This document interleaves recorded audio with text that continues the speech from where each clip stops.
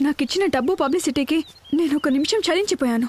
నేను ఒప్పుకుంటాను. కానీ నా పబ్లిసిటీ ద్వారా మీరు ఇటువంటి వ్యాపారం చేస్తున్నారని తెలిసి చాలా బాధపడుతున్నాను.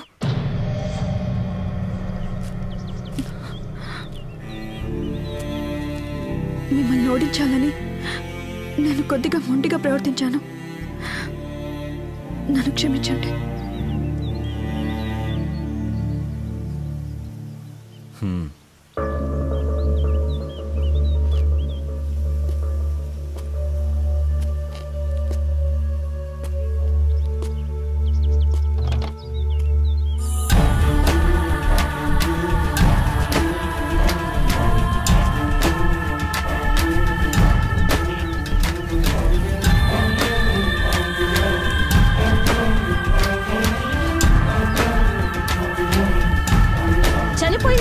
పట్టాభి భార్య ప్రాణాలతో తిరిగొచ్చింది.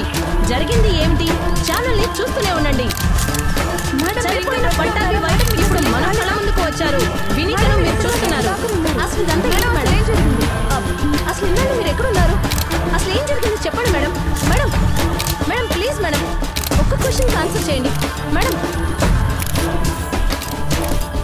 ఒక భార్య యొక్క బాధ్యత అది నేను చేయలేదు, కానీ ఒక భర్త యొక్క బాధ్యత మీరు నిర్వహించారు.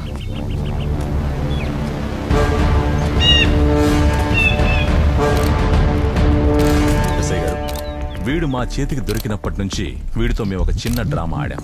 అది కాకుండా పోలీసు వాళ్ళు, మీడియా వాళ్ళు కేఆర్కే సామ్రాజ్యం లోపలికి వెళ్ళకపోవడం వల్ల ఇలా చేశాం. I'm sorry sir.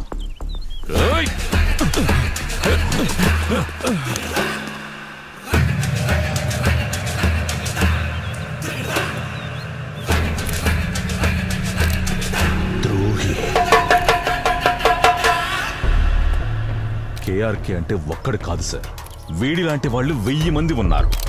వీళ్ళు కలర్ఫుల్ గా ప్యాకెట్లు తయారు చేసి మనకు ఆశ చూపిస్తున్నారు. మనకిష్టమైన వాళ్ళ ఫోటోలు దానిపై ముద్రించి మనల్ని ఆకర్షిస్తున్నారు. దాన్ని చూసి మనం టెంప్ట్ అయి కొనేస్తాం. అవన్నీ కూడా వీళ్ళకి బాగా లాభాలు తెచ్చిపెడతాయి. మనకొచ్చేది మాత్రం మహమ్మారి రోగం. ఒకే ఒక మనిషి అనారోగ్యం చాలు కుటుంబం మొత్తం నాశనమైపోతుంది. ఇంతవరకు ఎంతమంది చచ్చిపోయారో, ఎన్ని కుటుంబాలు రోడ్డున పడ్డాయో తెలుసా నీకు?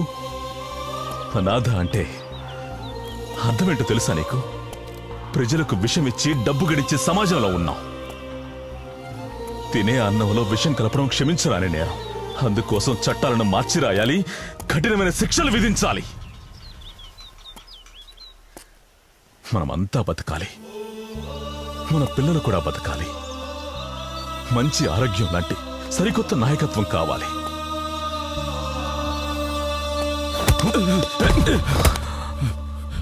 మేమందరం ఏమేం తినాలనేది నువ్వు నిర్ణయించకూడదు. మేము నిర్ణయించాలి. ప్రజలు నిర్ణయించాలి. ఇక మీదట రాబోయే తరం నిర్ణయిస్తుంది.